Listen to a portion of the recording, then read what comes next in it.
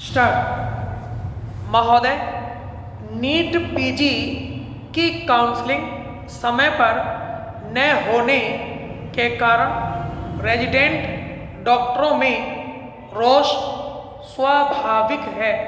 पहले तो NEET PG की परीक्षा में विलंब, फिर काउंसलिंग में देरी से उनको हड़ताल पर जाना पड़ा, जो काफ़ी दुखद है। यानी एक तरफ महामारी का प्रकोप है, दूसरी ओर डॉक्टर हड़ताल पर हैं और तीसरी ओर सरकार की अपनी मजबूरी है।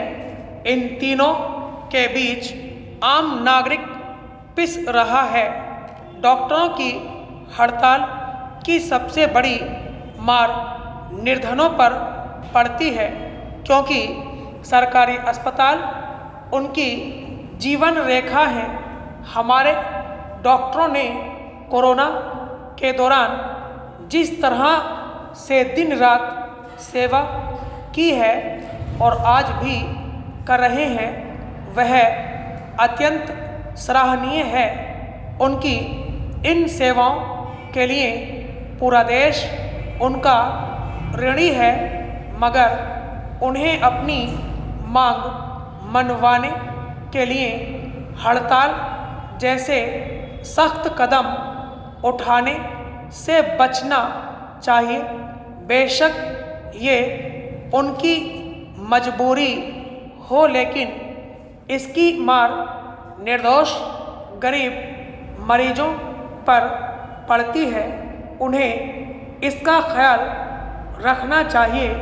महोदय, हम में से अधिकतर को यही शिकायत रहती है कि जिंदगी में बहुत कष्ट हैं, हर कदम पर रुकावटें हैं। कोई भी काम हाथ में लेते हैं तो उसे पूरा करने में कई बाधाएं आती हैं, लेकिन क्या बिना समस्याओं के जीवन हो सकता है? जिस तरह माँ की प्रसव पीड़ा के बिना किसी प्राणी का जन्म नहीं होता, उसी प्रकार जिंदगी में कोई भी काम पीड़ा सहन किए बिना पूरा नहीं होगा। लिहाजा तकलीफ़ों से बचकर कीमती चीज़ें हासिल नहीं की जा सकती। महात्मा गांधी ने कहा है कि कष्ट सहने पर ही हमें अनुभव होता है और दर्द हो तभी हम सीख पाते हैं। कष्ट सहे बिना कोई सिद्धि नहीं मिलती। याद रखें, क्षेत्र चाहे जो भी हो, कड़ी मेहनत का कोई विकल्प नहीं है। रेस का घोड़ा बनने वाले को पूरी तालीम के दौरान कष्ट सहना पड़ता है। फ्रांसिस बेकन के अनुसार जिसने कभी कष्ट नहीं भोगा वह अपनी शक्ति से हमेशा अनभिज्ञ रहता है। महोदय, मैदान में गाड़ी चलाने वाले को ट्रैफिक की समस्या आड़े नहीं आती, लेकिन वह कहीं पहुंचता भी नहीं है। जिसे कहीं पर पहुंचना है उसे सफ़र में शामिल होना ही होगा और राहों के कंकड़ पत्थर सहने ही होंगे। आज की बात को अगर आज तक ही सीमित रखें तो खूब सारे दुख दर्द कम हो जाते हैं।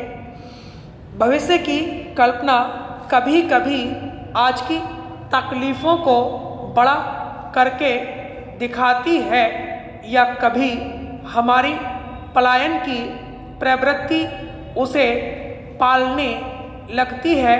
हमारे पास जो भी है वह आज का क्षण है, उसी में रहें, उसी का उपयोग करें। जिसने तकलीफ़ों में मुस्कराने का हुनर सीख लिया, उसे ज़िंदगी की जंग जीतने से कोई नहीं रोक सकता। चेंज। महोदय, मैं अपने मजदूर भाइयों से अनुशासन की बात करती हूँ तो साथ ही साथ जो हमारे उद्योगपति हैं या हमारे उद्योग और कारोबार चलाने वाले हैं उनसे भी कुछ अनुरोध करना होता है। अगर वह चाहते हैं कि यह अनुशासन हो तो उनकी भी कुछ जिम्मेदारी है। बड़े बड़े लाभ, ऊंचे ऊंचे वेतन अगर बढ़ाते जाएंगे तो यह अनुशासन रखना फिर सरल नहीं रहता है। उनकी जिम्मेदारी है वे भी इन मामलों पर विचार करें और मिलजुल कर कोई ऐसा रास्ता निकालें कि हमारे देश में अमीर और गरीब के बीच जो अंतर है वह यदि हट न सके तो कम से कम उसको कम कर सकें। अगर देश को बचाना है तो ऐसा रास्ता निकालना होगा जिसमें हम निजी लाभ की बात न सोचें बल्कि उत्पादन कैसे बढ़ सकता है उसमें और थोड़ा सा त्याग करना हो, लाभ कम करना हो या उस लाभ की बजाय अपने लिए रखने के बजाय किस तरह से देश के कामों में हम डाल सकते हैं, ये सब हमको सोचना है। अगर ये जिम्मेदारी सब वर्गों की तरफ से आए तो मुझे पूरा विश्वास है कि अनुशासन भी बढ़ेगा और हम अपने मजदूरों की, प्रबंधकों की और अन्य लोगों की जो हमारे कारखानों में काम करते हैं जिम्मेदारी भी बढ़ा सकेंगे। लेकिन इन सब में प्रत्येक की जिम्मेदारी है, प्रत्येक को सोचना है कि उसके करने से दूसरे पर क्या असर पड़ सकता है। हमें कोई एक गुट कहे कि हम उत्पादन बढ़ाएंगे तो हमारी मदद करो, लेकिन हम दूसरे वर्ग की मदद नहीं करेंगे तो यह कितनी भी अच्छी बात हो यह करना संभव नहीं है।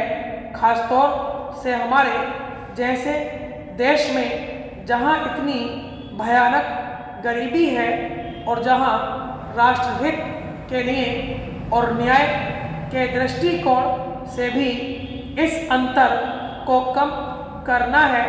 हमारे यहाँ पढ़े लिखे नौजवानों और इंजीनियरों और दूसरों की बेरोजगारी का प्रश्न है और उस तरफ भी हमारा ध्यान है। छोटे मोटे कार्यक्रम आगे बढ़ सकते हैं लेकिन उसकी मुख्य बात भी यही है कि किस तरह से पैदावार बढ़े, किस तरह से और कारखाने बढ़ें जिसमें कि और नौकरियां आएँ और सबकी कठिनाइयां दूर हों। लेकिन उनसे भी प्रार्थना करूंगी और वह यह है कि केवल सरकारी नौकरियों के पीछे न लगे रहें बल्कि अपने लिए नए मौके ढूंढने की कोशिश करें, तभी समस्या दूर होगी। स्टॉप।